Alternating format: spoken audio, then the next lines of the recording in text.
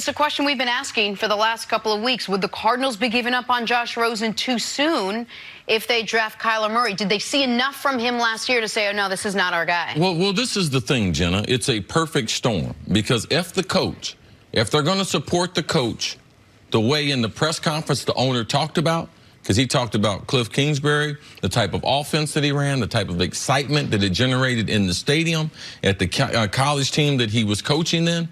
If he's trying to do that, then he's got to be able to give him the right, first-time coach in the NFL, to get his quarterback. And I don't believe Josh Rosen is his quarterback. So I believe both of them can be right. I do believe they can be giving up on Josh Rosen too soon. But it's Kingsbury, it's his choice. It's his first gig. And if I'm more confident with one guy, I'm going to take that guy. And that's what's going to happen in Arizona. They're trying to do the best job they can as far as managing the situation. But there is a reason why Arizona has lost for a long time. I mean, there's a reason why they have so many double-digit loss seasons. There's a reason why a number of prominent, I'm talking about guys the best of their position, have gone there and didn't have the type of playoff success that they should have had in their career. It's because they made a bunch of mistakes. Not last year, not 5 years ago, over the last 30 years. They've gotten it right once in the last 30 years, and when they got lucky on Kurt Warner.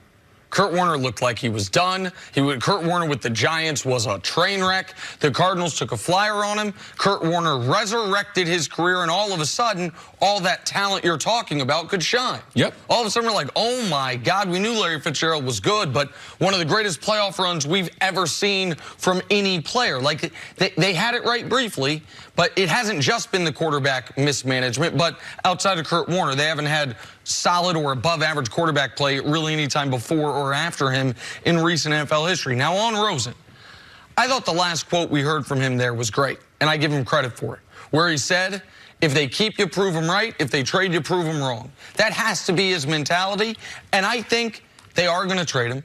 I think he will. Prove him wrong is tough because that is then tied to how good Kyler is. Because even if Rosen goes on to become a Pro Bowler somewhere else, if Kyler's a star, then nobody's going to think they got it wrong. And no one's going to criticize them for that. Right. And that's the way that I think Steve Keim and the people in that building would be justifying this. It's not that we were wrong about Rosen. It's that there is, they believe, a generational talent in Kyler, a special player that we've never seen, at least his measurables, in the NFL.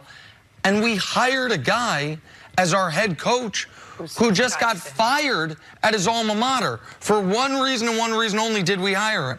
Because we think he plus the exact right quarterback can be special.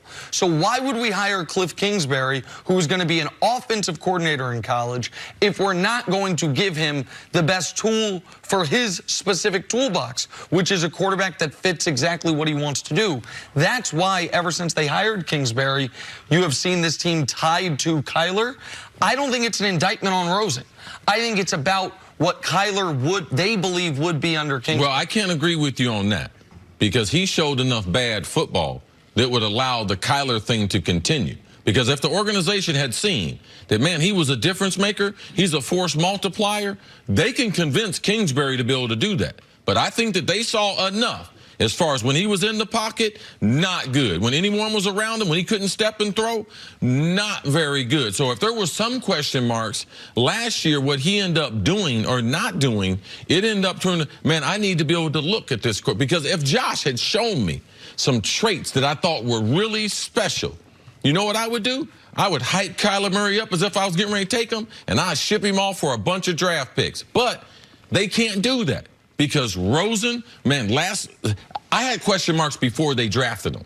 And last year, what I saw, especially when he had pressure in his face, man, he didn't look like the type of guy that I thought was going to be that difference maker. Shouldn't they be doing the opposite then? Shouldn't they be sort of pumping up Josh Rosen right now as if he didn't have a bad year so they could at least get something from if they're going to get rid of him? I mean, but to me, there's no real way to do that because you'd only be trading Rosen. He'd only be on the market if you're taking a quarterback #1 overall. If you take a quarterback #1 overall, you're definitely trading him. You can't trick people about what's on tape. And on tape, he wasn't very good last year. In fact, he was really bad. Now, I would argue with what has been graded as the league's worst offensive line, what was graded as one of the league's worst rushing attacks. I don't think Darnold would have been much better.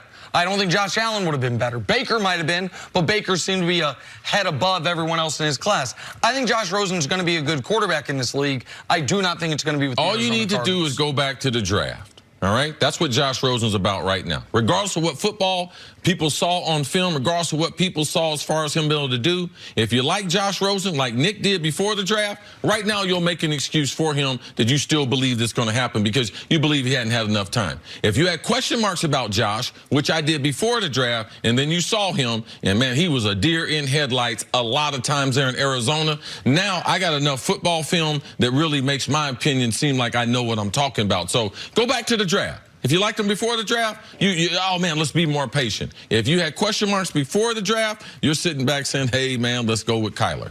All right, let's take a break there. Coming up, hey.